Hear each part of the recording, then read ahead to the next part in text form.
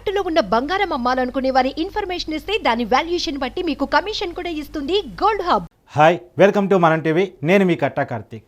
ప్రశాంత్ కిషోర్ చేసినటువంటి వ్యాఖ్యలు ఏపీ రాజకీయాల్లో దుమారం రేపుతున్నాయి. ఏపీలో వైసీపీ ఓడిపోబోతుంది, జగన్మోహన్ రెడ్డి ఘోర పరాజయం పాలు కాబోతున్నాడు. ఇది ప్రశాంత్ కిషోర్ చేసినటువంటి వ్యాఖ్య.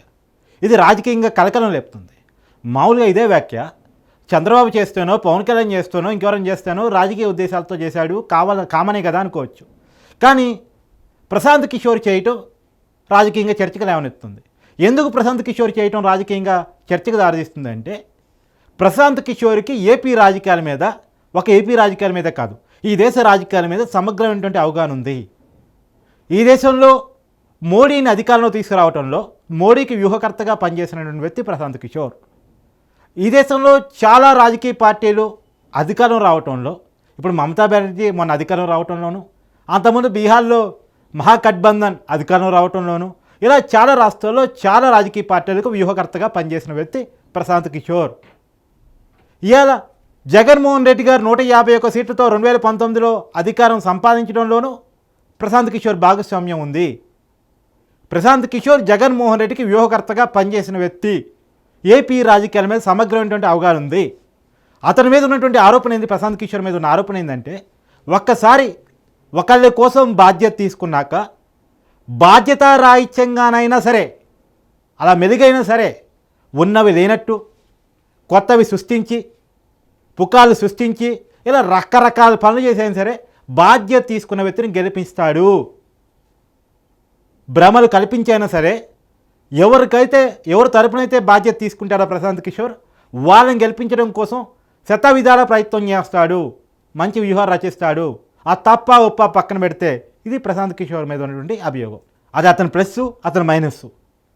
అయితే ఇప్పుడు ఏపీ రాజకీయాల మీద ప్రశాంత్ కిషోర్ కామెంట్ ఏదైతే చేశాడో అది 2 రకాలుగా ప్రచారం జరుగుతుంది. ఒకటేంది, అతను రాజకీయ దురదృష్టితో చేసుంటాడు, అతనికి జగన్మోహన్ రెడ్డికి చాలా కాలంగా పడట్లేదు, జగన్ అంటే నచ్చక మెచ్చక కామెంట్ చేసి ఉంటాడు. రెండవది, నిజమేగా ప్రశాంత్ కిషోర్ చెప్పింది. ఈ 2 వాదనలో ఏది నిజం? మొదటి వాదన ఒకసారి చూద్దాం. జగన్మోహన్ రెడ్డికి ప్రశాంత్ కిషోర్కి పడట్లేదు అనేది ఇప్పటికే చాలామంది ఏపీ రాజకీయాల్లో దగ్గర నుంచి చూస్తున్న వాళ్ళందరికీ తెలుసు. ఎందుకు పడట్లేదో కారణం కూడా నేను చెప్పే ప్రయత్నం చేస్తాను. 2019లో ఆ ఎన్నికల్లో జగన్మోహన్ రెడ్డి గెలవటంలో ప్రశాంత్ కిషోర్ది కీలక భాగస్వామి, ఇందాక చెప్పినట్టే. కానీ గెలిచిన తర్వాత Prashant Kishor team, PK team, IPAC team అంటారు, ఐప్యాక్ టీం జగన్మోహన్ రెడ్డి లాగేసుకున్నాడు. అది ప్రశాంత్ కిషోర్తో సంబంధం లేకుండా ఐప్యాక్ టీం ఇప్పటికీ జగన్మోహన్ రెడ్డి కోసమే, వైసీపీ కోసమే పనిచేస్తుంది. అదే ప్రశాంత్ కిషోర్ కోపం తెప్పించిన విషయం. నాతో సంబంధం లేకుండా పనిచేసిన టీం మొత్తాన్ని వైసీపీ తీసేసుకుంది, జగన్మోహన్ రెడ్డి లాగేసుకున్నాడు అనేటువంటిది ప్రశాంత్ కిషోర్ చేస్తున్న మొదటి ఆరోపణ. రెండో ఆరోపణ ఏంది, దానికి సంబంధించి జగన్మోహన్ రెడ్డితో మాట్లాడే దానికోసం అపాయింట్మెంట్ అడిగితే ప్రశాంత్ కిషోర్కి అపాయింట్మెంట్ దొరకలేదు. ఇలా వీళ్ళిద్దరి మధ్య గ్యాప్ నడుస్తూ పోయింది. రెండు ప్రశాంత్ కిషోర్ మాట్లాడిన తర్వాత పక్క చెవును పెట్టేశాడు, వినలేదు. ఇలా ఇప్పుడు ప్రశాంత్ కిషోర్ ఏపీ రాజకీయాల విషయంలో చెప్తుంది ఏంది, అభివృద్ధి లేదు, సంక్షేమం తప్ప రాష్ట్రం అమ్ముడుకోయే పరిస్థితిలో ఉంది, ఇది కరెక్ట్ కాదు, ఇది పరిపాలన కాదు, ఇది ఇప్పుడు ప్రశాంత్ కిషోర్ చెప్తుంది. ఇప్పుడు రెండో వాదన వాళ్ళు ఏం చేస్తారు, అవును కదా, అతను ఏ రాజకీయ ఉద్దేశంతో చేసినా, దురుద్దేశంతో చేసినా అతని వ్యాఖ్యలు కరెక్టే కదా, ఏపీ రాజకీయాల్లో జరగబోయేది వైసీపీ ఓడిపోవటమే కదా అనేది ఎదుటి వాళ్ళు చేస్తున్నటువంటి వాదన. అంటే టీడీపీ, జనసేన మద్దతుదారులు చేస్తున్నటువంటి వాదన. రాజకీయ ఉద్దేశాలతోనే చేశాడు, వైసీపీ వాళ్ళు చెప్పిందే నిజం అనుకుందాం. వైసీపీ వాళ్ళు చెప్తుంది ఏంటంటే జగన్ అంటే అతను పడట్లేదు కాబట్టి, గ్యాప్ వచ్చింది కాబట్టి అతను రాజకీయ ఉద్దేశాలతో కామెంట్ చేశాడు అనేది వైసీపీ వాళ్ళు చెప్తుంది. దానికి కౌంటర్గా టీడీపీ వాళ్ళు చెప్తుంది ఏంది, ఏ ఉద్దేశంతో చేశాడో పక్కన పెట్టండి, కానీ చెప్పింది నిజమే కదా అనేటువంటిది. మరి ఇదే ప్రశాంత్ కిషోర్ చంద్రబాబుని కలిశాడు కదా, అంటే చంద్రబాబుకి అనుకూలంగా ఉంటానని మాట ఇచ్చాడని, అందుకే ఇలాంటి వ్యాఖ్యలు చేస్తున్నాడేమో అనేది వైసీపీల వాదన. దీనికి కౌంటర్గా టీడీపీ, జనసేన వాళ్ళు ఏమంటున్నారు, నిజం ఏపీలో అభివృద్ధి ఉందా, రాజధాని ఉందా, పరిశ్రమలు ఉన్నాయా, ఉద్యోగాలు ఉన్నాయా, గత 5 సంవత్సరాల కాలంలో సాధించిన అభివృద్ధి ఎంత, దానికోసం ప్రభుత్వం పెట్టిన శ్రద్ధ ఎంత, వైసీపీ ఎమ్మెల్యేలే చెప్తున్నారు కదా నియోజకవర్గానికి నిధులు అడిగితే ఇవ్వట్లేదు గవర్నమెంట్ అని చెప్పేసి. వసంత కృష్ణప్రసాద్ కావచ్చు, అంతకుముందు వైసీపీ నుంచి విడిపోయి మళ్ళీ వైసీపీలో కలిసిన ఆర్ఎ రామకృష్ణారెడ్డి కావచ్చు, చాలామంది ఎంపీలు వైసీపీని విడుతున్న వాళ్ళు కావచ్చు, చెప్తున్న మాటలే కదా అనేటువంటిది టీడీపీలో చేస్తుంది. వాళ్ళు వైసీపీని విడిపోతున్నారు కాబట్టి, వైసీపీ అంటే వద్దనుకుంటున్నారు కాబట్టి చెప్తున్నారు, అవి నిజం లేదు అనేటువంటిది ఇంకొంతమంది వాదన. ఏది ఏమైనా ప్రశాంత్ కిషోర్ వ్యాఖ్యలు మాత్రం కీలకంగా తీసుకోవాల్సిన అవసరం ఉంది. ఏపీ రాజకీయాల మీద సమగ్రమైన అవగాహన ఉంది. ప్రతి జిల్లా మీద, ప్రతి కులం మీద, ఏపీ ప్రజల వైఖరి ఆలోచనల మీద, వాళ్ళ మనోభావాల మీద ప్రత్యేకించి గురి ఉన్నటువంటి వ్యక్తి ప్రశాంత్ కిషోర్. ఇవాళ జగన్మోహన్ రెడ్డి 151 సీట్లు సాధించగలగటంలో ప్రశాంత్ కిషోర్ పాత్ర చాలా అంటే చాలా కీలకమైనటువంటిది. ఇప్పటికీ టీడీపీలు ఆరోపిస్తుంటారు, ఆ రోజు జరిగినటువంటి కోడికత్తి ఇష్యూ కావచ్చు, ఇలాంటి రకరకాల ఇష్యూలు మొత్తం ప్రశాంత్ కిషోర్ డ్రమటిక్స్ అని చెప్పేసి ఇప్పటికీ చెప్తూ ఉంటారు. కానీ అవన్నీ వైసీపీలు కొట్టిపడేస్తుంటారు, అది వేరే విషయం. కానీ ప్రశాంత్ కిషోర్ చెప్పిన వ్యాఖ్యల వెనక అర్థాన్ని కనుక పక్కన పెట్టేస్తే అవి నిజమా అబద్ధమా, ఏపీ రాజకీయాలు నిజంగానే ఎలా ఉన్నాయా? ఇప్పటివరకు నేను చెప్పింది వైసీపీల వాదన అయితే, టీడీపీల వాదన అయితే. ఈ రెండు వాదనలు పక్కన పెడతాం. ఏపీ రాజకీయాల సిచ్యువేషన్ ఎలా ఉంది? ఏపీ రాజకీయాల సిచ్యువేషన్ జగన్మోహన్ రెడ్డికి ఉండే ప్లాన్ జగన్మోహన్ రెడ్డికి ఉంది. టీడీపీ జనసేన వాస్తవానికి వాళ్ళ యాక్షన్ ప్లాన్ ఏంటి?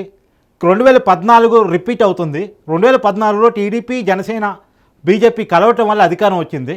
2019లో ఎవరికి వాళ్ళు విడిగా పోటీ చేయడం వల్ల ఓడిపోయాము. ఇప్పుడు కలుస్తున్నాం కాబట్టి టీడీపీ జనసేన ఓట్ బ్యాంక్ అయినా కలిస్తే వైసీపీ ఉండలేదు. రెండోది కథ, ఫస్ట్ టైం వచ్చినప్పుడు 2019 అధికారానికి వచ్చినప్పుడు ఒక్క ఛాన్స్ ప్లీజ్ అనేది పనిచేసింది, ఇప్పుడు అది పనిచేయదు. ప్రభుత్వం మీద వ్యతిరేకత ఉంది, అది పనిచేస్తుంది మాకు అనుకూలంగా అనేటువంటిది టీడీపీ జనసేన వ్యూహం. అయితే జగన్మోహన్ రెడ్డి వ్యూహం ఏంటి? జగన్మోహన్ రెడ్డి వ్యూహం ఏంటంటే, రాష్ట్రంలో మొన్న జరిగినటువంటి 2019 ఎన్నికల్లో ఒక రాజోలు కొండేపి తప్ప రాష్ట్రంలో ఉన్నటువంటి ఎస్టీ కాన్స్టిట్యూన్సీలన్నీ వైసీపీ గెలిచింది. మళ్ళీ అదే రిపీట్ కావాలి, కొండేపితో సహా గెలవగలగాలి. అందుకే అక్కడ ఆదిమూలపు సురేష్ మంత్రినే పోటీకి నిలబెడుతున్నాడు జగన్మోహన్ రెడ్డి. కొండేపి టీడీపీ గెలిచింది, స్వామి అక్కడ ఎమ్మెల్యే, అతన్ని కూడా ఓడించాల్సిందే. ఇప్పుడు రాజోలు జనసేన గతంలో గెలిచింది, అతను ఆల్రెడీ రాపాకు వరప్రసాద్ వైసీపీలోనే ఉన్నాడు. కాబట్టి కొండేపితో సహా ఈసారి ఎస్టీ స్థానాలన్నీ కూడా వైసీపీ గెలవాల్సిందే. అది కాక రాయలసీమలో ప్రధానంగా 50 సీట్లను సంపాదించాల్సిందే. అంటే రాయలసీమతో పాటు నెల్లూరుని కలుపుకుంటున్నారు వాళ్ళు. 50 సీట్లు రాయలసీమ నెల్లూరు కలిపితే 50 సీట్లు సంపాదించాల్సిందే. పోయినసారి రాయలసీమలో టీడీపీకి వచ్చింది కేవలం 3 స్థానాలు. పయ్యావుల కేశవు, బాలకృష్ణ, చంద్రబాబు ముగ్గురే గెలిచారు. సో ఇంకా కొన్ని స్థానాలు టీడీపీకి పెరుగుతాయేమో, కానీ మొత్తంగా 50 స్థానాల వరకు ఒక రాయలసీమలోనే కొట్టుకోవాలి. ఇలా జగన్మోహన్ రెడ్డి తనదైనటువంటి యాక్షన్ ప్రాంతం ముందుకెళ్తున్నారు. తర్వాత 2.0 నవరత్నాలు 2.0 కూడా 10వ తారీఖు అనౌన్స్ చేయబోతున్నాడు. మళ్ళీ సంక్షేమ పథకాన్ని అనౌన్స్ చేయబోతున్నాడు. ఇవన్నీ తనను గెలిపిస్తాయి. రెండు వాళ్ళు చేస్తున్న విపరీతమైన ప్రచారం ఏంటి అంటే, ఇంకొకసారి అధికారం రాకపోతే ఈ ఉన్న పథకాలన్నీ ఆగిపోతే చంద్రబాబు నాయుడు ఆఫ్ చేస్తాడని ప్రచారం తీసుకెళ్తున్నారు. తర్వాత అది కాక కొత్తగా సంక్షేమ పథకాలని జనంలో తీసుకువెళ్తున్నారు. కులాల లెక్కల ఆధారంగా ఎమ్మెల్యే సీట్లు ప్రకటిస్తూ ఉన్నారు. ఇవన్నీ తనని ఖచ్చితంగా ఎట్లో పట్టిస్తులో 151 పోయినసారి లెక్క రాకపోయినా, పేరుకి వైనాట్ 175 చెప్తున్నప్పటికీ కూడా 151 రాకపోయినా సరే ఒక మంచి మెజార్టీతో 100 సీట్ల కాడో 110 సీట్ల కాడో వైసీపీ ఖచ్చితంగా గెలుస్తుంది. గవర్నమెంట్ ఇవి డోకాలేదనేటువంటి జగన్మోహన్ రెడ్డి భావిస్తుంది. కానీ ప్రజలందరూ ఇవి చూడట్లేదు, అభివృద్ధి చూస్తున్నారు. మరి సంక్షేమ పథకాలే ప్రభావం చూపించేదైతే తెలంగాణలో కేసీఆర్ని ఓడించింది రైతులే కదా, రైతు బంధు పెట్టింది కేసీఆరే కదా అంటుంటే టీడీపీ జనసేన బలంగా నమ్ముతుంది. కానీ జగన్మోహన్ రెడ్డి అయితే even Janasena vote bank TDP వైపు వెళ్లకుండా చేసేటువంటి పని కూడా చేస్తున్నాడు. అంటే కాపుల్లో పవన్ కళ్యాణ్ పట్ల విద్వేషాన్ని రెచ్చగొట్టే ప్రయత్నం కానీ, లేదు కమ్మ వాళ్ళ కోసం కాపుల్ని తాకట్టు పెడుతున్నాడన్నటువంటి ప్రచారం కానీ, ముద్రగడ జోగయ్య లాంటి వాళ్ళని పవన్ కళ్యాణ్ డిజోన్ చేసుకోవడం, జగన్ ఓన్ చేసుకోవడం లాంటి విషయాల్లో కానీ ఇలాంటి ప్రయత్నాలు జగన్మోహన్ రెడ్డి వైపు నుంచి జరుగుతూ ఉన్నాయి. మరి ఏపీలో ఎవరు గెలుస్తారో ఎవరు ఓడతారో అనేది ఈ రోజు ఉన్నటువంటి పరిస్థితుల్లో ఇప్పటికిప్పుడు మనం చెప్పే పరిస్థితి కాదు. ఇంకొన్ని రోజులు ఆగాలి. ఎవరు ఎలక్షన్ మేనేజ్మెంట్ ఎలా చేస్తారని చూడాలి. ఎందుకంటే నేను చెప్తున్నా ఏంటంటే 2014లో నేను గెలిచేశానని జగన్మోహన్ రెడ్డి అతికిపోయాడు, కానీ ఓడిపోయాడు.